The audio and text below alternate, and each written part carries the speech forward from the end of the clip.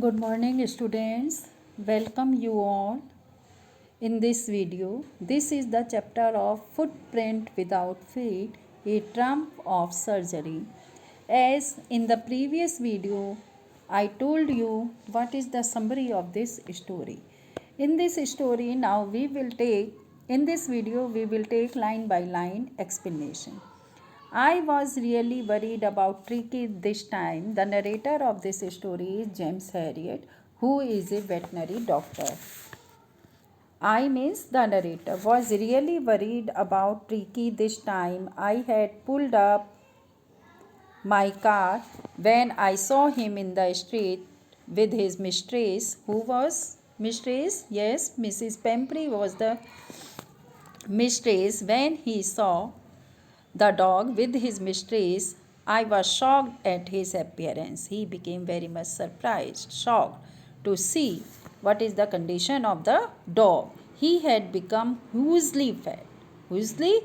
A lot of fatty, like a blotted sausage with the leg at each corner. His eyes, bloodshot and roomy. Bloodshot, blotted, swollen. Roomy, watery discharge from eyes, stared straight ahead, and his tongue lolled. Lolled means came out from his jaws. His condition was very bad. He looks like a blotty sausage, and his eyes were roomy. He was staring, and his tongue came out from his jaw. Mrs. Pemprey hastened to explain he was so listless, having no energy.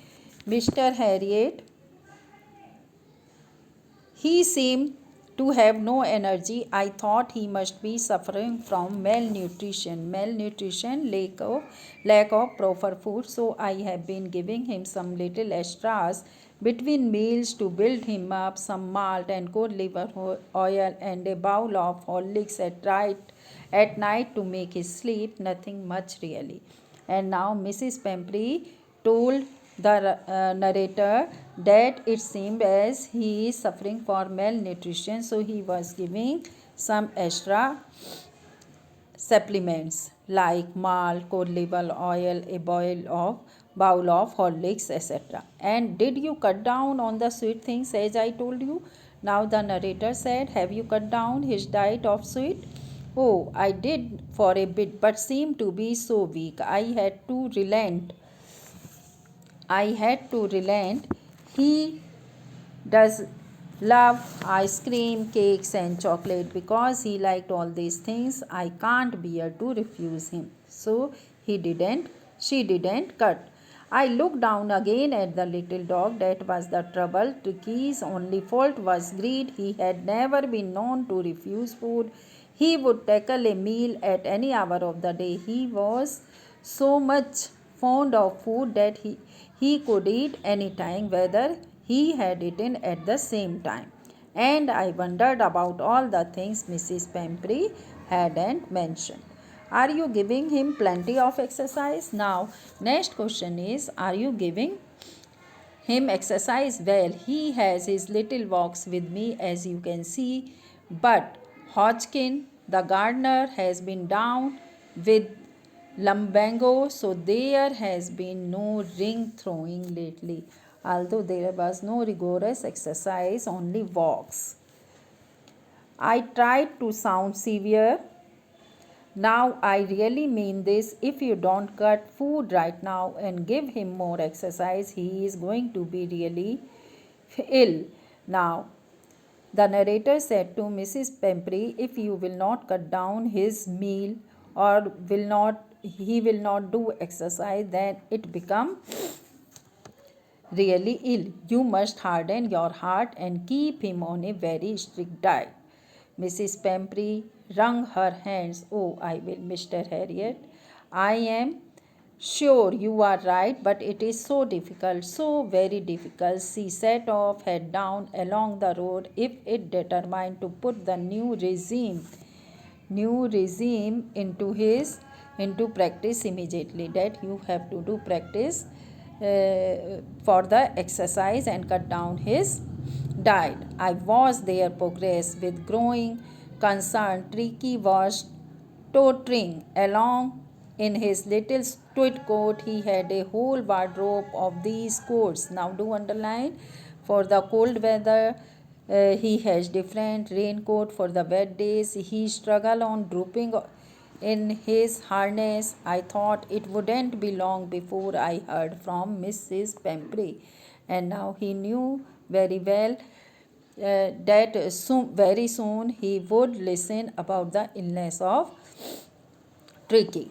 I was there. The expected call came within a few days. Mrs. Pembry was destroyed. Mrs. Pembry was destroyed. Triku would eat nothing, refused even his favorite dishes, and besides, he has bouts of vomiting. Do underline. Now, expected call came, and she started to complain that he is not eating his favorite dishes and a lot of vomiting, etc. He became very lazy, always lying on a rug, panting, didn't want to go for walk, didn't want to do nothing. And now he didn't do anything except lying on the rug. I had made my plans in advance. The narrator made some plan. The only way was to get Tricky out of the house for a period. I suggested that he be hospitalized for a fortnight. Fortnight, do you know, student? A period of 14 days to be kept under observation. Now he suggested that it would be better that you hospitalized Tricky for a fortnight. The poor lady almost swooned.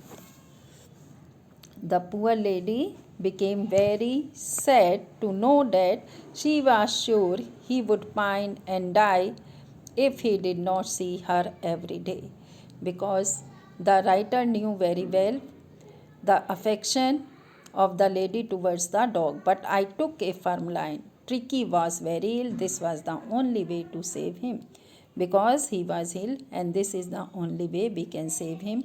I bought it best to take him without delay, and followed by Mrs. Pumphrey's wailings, I marched out to the car carrying the little dog wrapped in a blanket. And after that, he took that dog.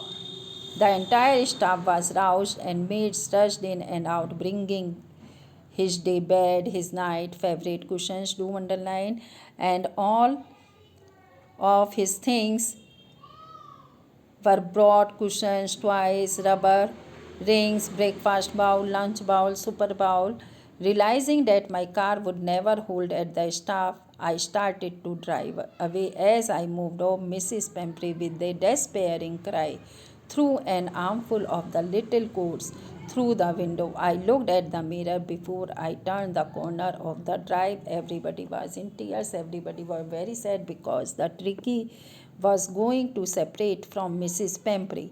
Out of the road, I glanced down the pathetic little animal gasping on the seat by my side. That animal Tricky was also sad. I patted the head, and Tricky made a brave effort to wag his tail. Poor old lad, I said, you haven't a kick in you, but I think I know a cure for you.